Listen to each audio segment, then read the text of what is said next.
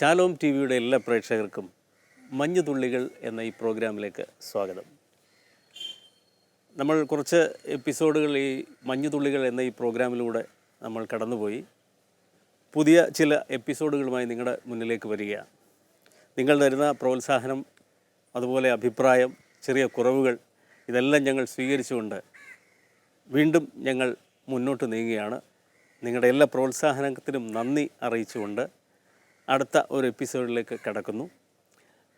നമ്മളിന്നിവിടെ പറയപ്പെടാൻ പോകുന്ന പാട്ട് തുണയെനിക്കേശുവാം എന്ന് തുടങ്ങുന്നു. വളരെ പരിചിതമായ ഗാനം. എം.ഇ. ചെറിയാൻ എന്ന് പറയുന്ന എഴുത്തുകാരൻ കവി എഴുതിയ ഈ ഗാനം, മനോഹരമായ ഗാനം.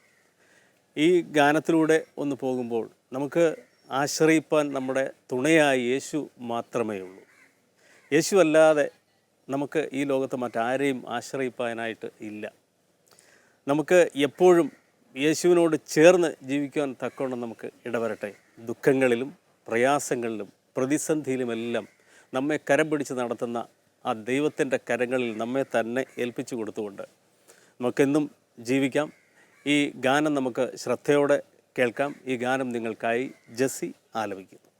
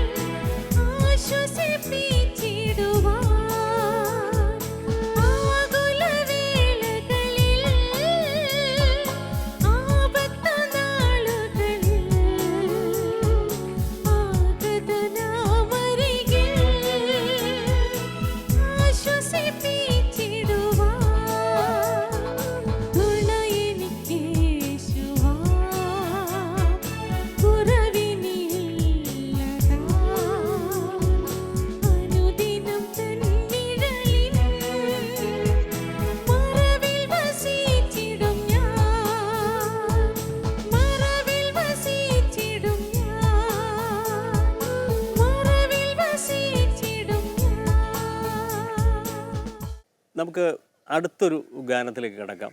വാഴ്ത്തുക നീ മനമേ എൻ പരനെ, വാഴ്ത്തുക നീ മനമേ. വളരെ പ്രശസ്തമായ ഗാനം.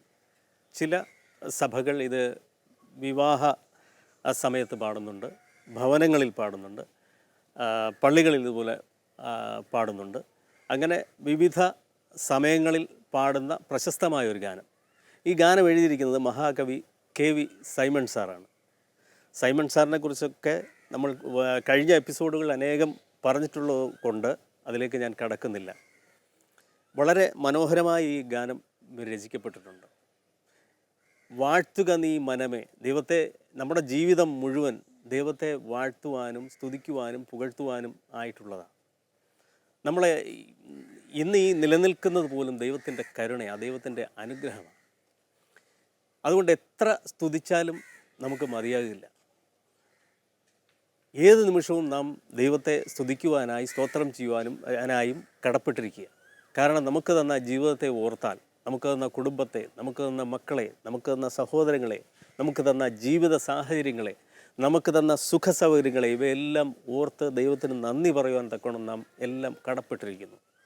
അതുതന്നെയല്ല, നമ്മുടെ ജീവിതത്തിൽ തന്നിട്ടുള്ള പ്രതിസന്ധികളെ ഓർത്ത് മഹത്വപ്പെടുത്തുവാൻ തക്കോണം നമുക്ക് ഉള്ള മനസ്സ് നമുക്കുണ്ടാവണം. കാരണം ജീവിതത്തിൽ അനേകം പ്രതിസന്ധികൾ കടന്നു വരുമ്പോൾ നാം എല്ലാം തളർന്നു പോകാറുണ്ട്, വിഷമിക്കാറുണ്ട്. ദൈവമേ, ഞാൻ ഇത്രയൊക്കെ ദൈവത്തെ വിളിച്ചിട്ടും എനിക്ക് കഷ്ടപ്പാടുകൾ വന്നല്ലോ എന്നൊക്കെ ഓർത്ത് ദുഃഖിക്കുന്നവരെ നാം കണ്ടിട്ടുണ്ട്. സന്തോഷത്തോടെ ഇരിക്കുമ്പോൾ നമുക്ക് ദൈവത്തെ വിളിക്കുവാൻ വളരെ ഈസിയാണ്, എല്ലാവർക്കും സന്തോഷമായിരിക്കാം. പക്ഷേ പ്രതിസന്ധികളിൽ ദൈവത്തെ മഹത്വപ്പെടുത്തുവാൻ തക്കവണ്ണം നമുക്ക് ഇടയാകുന്നുണ്ടോ? അതാണ് യഥാർത്ഥത്തിലുള്ള ആത്മീയ തലം എന്ന് പറയുന്നത്.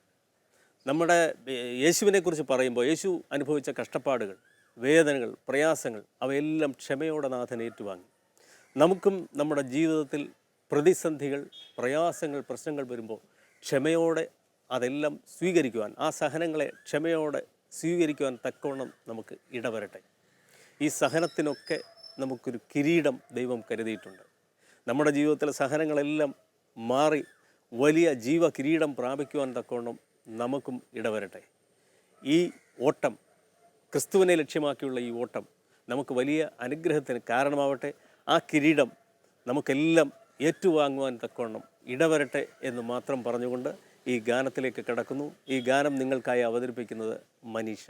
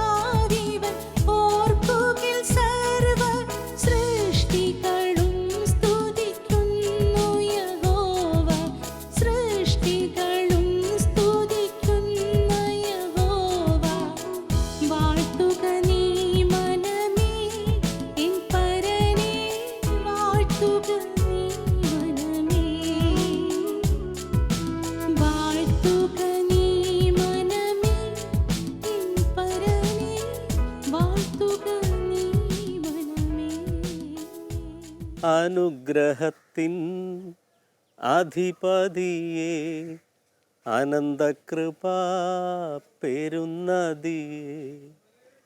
വളരെ മനോഹരമായ ഗാനം. ഈ ഗാനം പാടാത്ത അധരങ്ങളില്ല എന്ന് തന്നെ പറയാം.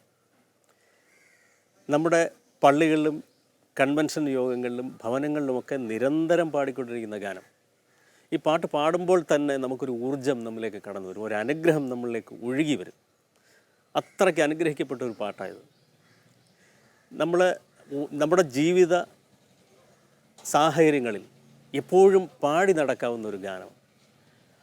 ദൈവത്തിൻ്റെ കൃപയില്ലാതെ നമുക്കൊരു നിമിഷം ഈ ലോകത്തിൽ ജീവിക്കാനായി കഴിയുകയില്ല. നമ്മൾ തന്നെ പലപ്പോഴും സംസാരത്തിൽ പറയാം, ദൈവത്തിൻ്റെ കൃപ, അവൻ്റെ അനുഗ്രഹം എന്ന് പലപ്പോഴും പറയാറുണ്ട്. ഇത് തന്നെയാണ് കവി ഇതിൽ എഴുതി ചേർത്തിരിക്കുന്നത്. നിൻ്റെ കൃപയില്ലാതെ എനിക്ക് ഈ ലോകത്തിൽ ജീവിക്കാൻ കഴിയില്ലപ്പാ. എപ്പോഴും നാഥൻ്റെ കൃപയ്ക്ക് കീഴെ നമുക്കെല്ലാം ആയിരിക്കുവാൻ തക്കവണ്ണം ഇടവരട്ടെ. ബൈബിളിൽ വചനത്തിലൂടെ ഇങ്ങനെ പറയുന്നു, യഹോവ കൂടെയുണ്ടെങ്കിൽ ഞാൻ ആരെ പേടിക്കും, യഹോവ കൂടെയുണ്ടെങ്കിൽ ഞാൻ ആരെ ഭയപ്പെടും. നമ്മുടെ എല്ലാം കൂടെ ദൈവം ഉണ്ട് എന്ന് നമ്മൾ ആദ്യം വിശ്വസിക്കുക. നമ്മുടെ ഉള്ളിൽ ദൈവമുണ്ട്. ഈ ദൈവത്തെ തിരിച്ചറിയുക എന്നുള്ളതാണ് നമ്മൾ യഥാർത്ഥമായി ചെയ്യേണ്ട വലിയൊരു കാര്യം. നമ്മളെല്ലാം ദൈവത്തെ വിളിക്കുന്നുണ്ട്, എന്നാൽ നമ്മുടെ ഉള്ളിൽ ദൈവം ഉണ്ട് എന്ന് നാം എത്ര പേർ തിരിച്ചറിഞ്ഞിട്ടുണ്ട്? ഈ ദൈവത്തെ തിരിച്ചറിഞ്ഞാൽ അവിടെയാണ് ദൈവത്തിൻ്റെ കൃപ നമ്മിലേക്ക് ഒഴുകുന്നത്. നമ്മുടെ ഏത് പ്രവൃത്തി ചെയ്യുമ്പോഴും ദൈവത്തെ മുൻനിർത്തി ചെയ്യുവാൻ തക്കവണ്ണം, അവൻ്റെ കൃപയിലേക്ക് ചേർന്ന് നിൽക്കുവാൻ തക്കവണ്ണം നമുക്ക് ഇടവരട്ടെ. ഇതിൽ 2 വരിയുണ്ട്. വൻ വിനകൾ വന്നിടുകിൽ വലയുകയില്ല എൻ്റെ ഭയം, എൻ്റെ മനം. എന്തെല്ലാം വന്നാലും എൻ്റെ മനസ്സ് പതറുകില്ല, കാരണം ദൈവം എൻ്റെ കൂടെയുണ്ട്. ഇത് തന്നെയാണ് ഈ പാട്ടിലൂടെ പോകുന്ന ചില വരികളിലൂടെ കവി എഴുതി പോകുന്നത്. വളരെ അർത്ഥവത്തായ ഈ വരികൾ നമുക്കൊന്ന് കേൾക്കാം. ഈ ഗാനം നിങ്ങൾക്ക് വേണ്ടി അവതരിപ്പിക്കപ്പെടുന്നത് മനീഷയും ജെസ്സി ജെയിംസും ചേർന്നാണ്. ഈ ഗാനം എഴുതിയത് മഹാകവി KV സൈമൺ സാറാണ്.